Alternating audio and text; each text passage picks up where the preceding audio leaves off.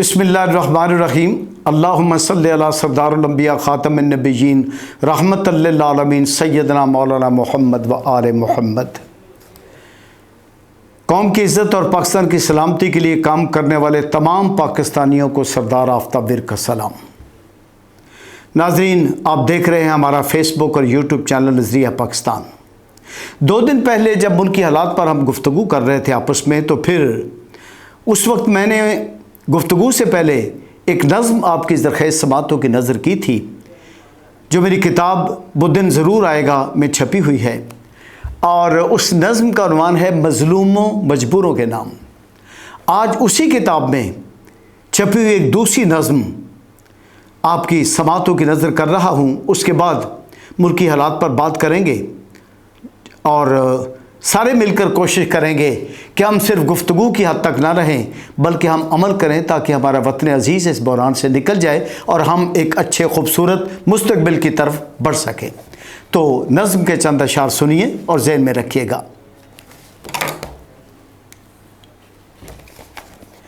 ज़ालिमों और गासिबों के नाम। तुम लश्कर हुसैन की यलगार देखना, तुम वक्त के यजीद की फिर हार देखना। तुम लश्कर हुसैन की यलगार देखना, तुम वक्त के यजीद की फिर हार देखना। मरहब तुम्हारे सारे टुकड़ों में कट गिरेंगे, चलती है कैसे हैदरी तलवार देखना। हर सू तुम्हारी मौत का नाचेंगे नाच हम, बांधे जुनून घुंघरू झनकार देखना। तुम लश्कर हुसैन की यलगार देखना। जालिम तुम्हारे सामने खामोश जो रहा है, अब तुम उसी मजलूम की ललकार देखना। जालिम तुम्हारे सामने खामोश जो रहा है, अब तुम उसी मजलूम की ललकार देखना। तुम लश्कर हुसैन की यलगार देखना। गर्दन पे तेरी एक दिन जाएंगे हाथ, वो जोड़े हैं जो गरीब ने 100 बार देखना। बांधी है सीमो ज़र की ताकत से तूने जो, गिर जाएगी ज़मीन पे दस्तार देखना। मजबूर बेचते हैं जहां जिस्म जान अपने, सब जल के राख होंगे बाजार देखना। मैदान लग चुका है तेरे मुकाबले में, आते हैं कैसे कैसे जीदार देखना। मजबूर और नातवां के पाँव की ठोकरों से, गिरते हैं कैसे कैसे कोहसार देखना। अब लश्कर हुसैन की यलगार देखना। मजबूर और नातवां के पाँव की ठोकरों से, गिरते हैं कैसे कैसे कोहसार देखना। अब लश्कर हुसैन की यलगार देखना। बढ़ते हैं कैसे कैसे सब सीमो ज़र तुम्हारे, बढ़ते हैं कैसे कैसे सब सीमो ज़र तुम्हारे। मिटते हैं कैसे कैसे ज़रदार देखना। अब लश्कर हुसैन की यलगार देखना। तुम वक्त के यजीद की फिर हार देखना। नाज़रीन, वक्त बहुत नाजुक है। आज 75 साल की तारीख के बाद जिन हालात पर हम खड़े हैं, ये मजबूर के, गरीब के, मजलूम के इस्तेसाल का नतीजा है। अगर हमने ला इलाहा इल्लल्लाह मुहम्मद रसूलुल्लाह पर अमल किया होता, अगर हमने नज़रिया पाकिस्तान की रूह को अपनी मज़ीद पर परवान चढ़ाया होता और नज़रिया पाकिस्तान को अपनी कौमी ज़िंदगी में लाया होता, तौहीद के, रसालत के, इमामत के अहकामात पर अमल किया होता, तो यकीनन फिर ना किसी गोरे को काले पर, ना काले को गोरे पर, ना अमीर को गरीब पर तरजीह ना होती, मां सवाए उस तकवा के जिस तकवा के तहत वो नेक अमाल करता है, करके बुलंदी पाता है, या जिस तकवा के तहत वो मुल्क और कौम की खिदमत करके इज़्ज़त और अज़मत पाता है। उस तकवा के सिवा किसी को कोई अहमियत हासिल ना होती। आज क्या है? आज चंद लोग तमाम वसाइल पर काबिज़ होकर बैठ गए हैं, और ये तमाशा 75 ईयर से हम देख रहे हैं। यानी करोड़ों इंसानों की ज़रूरतें सिर्फ चंद लोगों के हाथों में होती हैं। इससे बड़ा जुल्म क्या होगा? इससे बड़ी खुदा रसूल के अहकामात की खिलाफ वर्जी क्या होगी? इससे बड़ी इमामत के दर्स की खिलाफ वर्जी क्या होगी? लिहाजा आज भी वक्त है, समझ जाएं और अपने आप को मुनसिफाना तकसीम की तरफ लाएं। वसाइल हैं, ज़राए है। मुझे बताएं कि जिस खुदा ने ज़मीन और आसमान पैदा किए, चांद सूरज सितारे पानी हवाएं सब कुछ बनाया, क्या ये सब इंसानों के लिए नहीं है? जब सब कुछ ये सब इंसानों के लिए है तो फिर हम क्यों नहीं अपनी कौम के वसाइल, अपनी कौम के ज़राए इन सब इंसानों में बराबर तकसीम करते? फिर हम क्यों नहीं सब इंसानों को इंसाफ बराबर देते? फिर हम क्यों नहीं सब इंसानों की बराबर की इज्जत देते? फिर हम क्यों नहीं सब इंसानों को एक जैसा इल्म देकर सब पूरी कौम को पढ़ी लिखी कौम बनाते? फिर हम क्यों नहीं ऐसा कर सकते? ये पता है क्यों नहीं कर होता?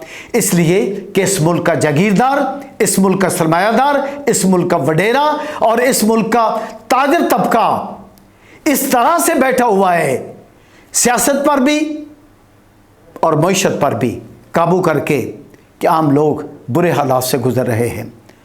और फिर इन्हीं में से निकले हुए लोग पार्लियामेंट में पहुंचते हैं। जागीरदारों के बेटे, सरमायादारों के बेटे पार्लियामेंट में जा रहे हैं। आप पूरी तारीख देख लें।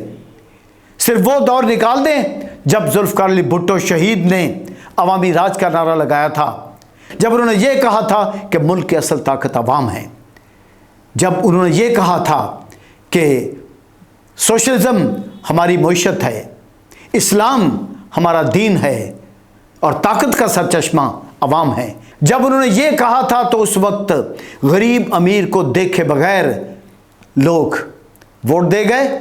पार्लियामेंट में ऐसे लोग चले गए जो कभी ख्वाब भी नहीं देख सकते थे इस मुल्क के निज़ाम में। लेकिन जल्द ही इन जालिमों ने, इन सरमायादारों ने, इन जागीरदारों ने, इन लुटेरों ने, इन वडेरों ने जुल्फ़िकार अली भुट्टो को तख्तादार पर लटका दिया और गरीबों को कहा कि तुम गरीब हो, गरीब रहो, तुम्हारा मुकद्दर ये है कि तुम गरीब रहो।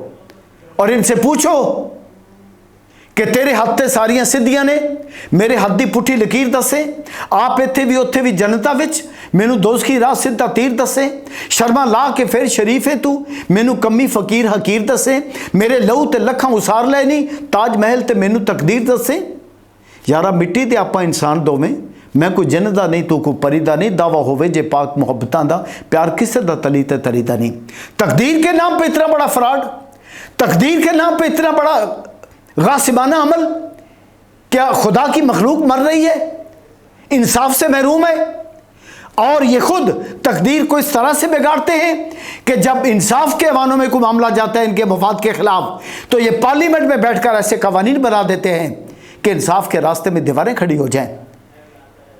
सुप्रीम कोर्ट के इख्तियार को कम किया इन्होंने, सुप्रीम कोर्ट के रास्ते में रुकावटें पैदा की, आईनी हुक्म को ना मानकर, इन 90 दिन में इंतखाब करवाने के आईनी हुक्म को ना मानकर इन्होंने अपनी मर्जी की और कौम को एक जवाल के साथ मुब्तला कर दिया, जवाल के अंदर धकेल दिया और एक ऐसा बहरान कौम पर भेज दिया कि आज जिसके नतीजे में सुप्रीम कोर्ट के अंदर बनती हुई मिलिट्री कोर्ट्स को चैलेंज कर दिया गया है।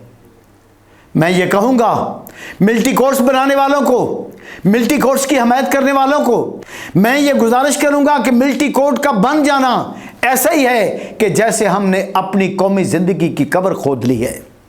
मत बनाए मिलिट्री कोर्ट्स, सिविलियन हैं, और अगर बनाने ही थे तो इस तरफ क्यों नहीं पहले आए? बार बार हमने तो यहाँ से कहा है, नज़िया पाकिस्तान के प्लेटफॉर्म से बार बार कहा है कि बाबा एक बार खुदा के वास्ते आप को आला सतह का तहकीकाती कमीशन तो कायम कर लो, हमें दिखा तो दो कि वो चेहरे कौन से हैं जिन्होंने जना हाउस में जाके आग लगाई थी, KPK में रेडियो पाकिस्तान जलाया था, और जिन्होंने GHQ पे हमला किया था, और जिन्होंने तनसीबात पे हमला किया था, जिन्होंने मिलिट्री के जहाज जलाए थे। हमें दिखा तो दो कि MM मालूम का जहाज जलाने वाले हैं कौन, चेहरे तो दिखा दे हमें।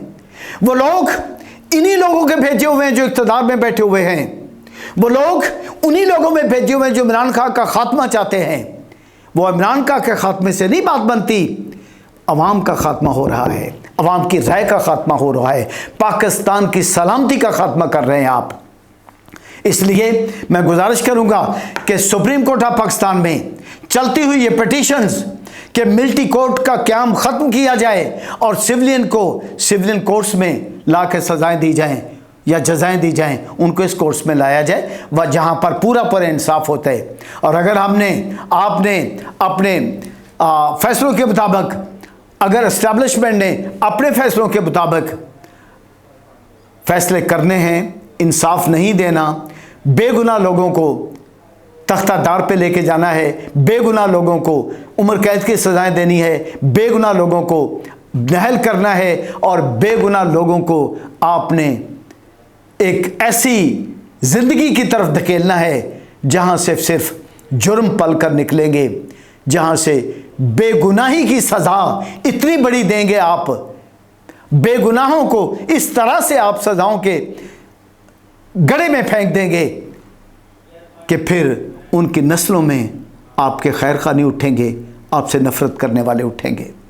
क्या आप समझते हैं कि जब आप दबा लेते हैं किसी चीज़ को, जब खून कर देते हैं किसी चीज़ का, जब जबर कर देते हैं किसी चीज़ पर, तो क्या वो ख़त्म हो जाता है? ना, उसके बतन से रिएक्शन उठता है, उसके बतन से फिर आवाज़ उठती है।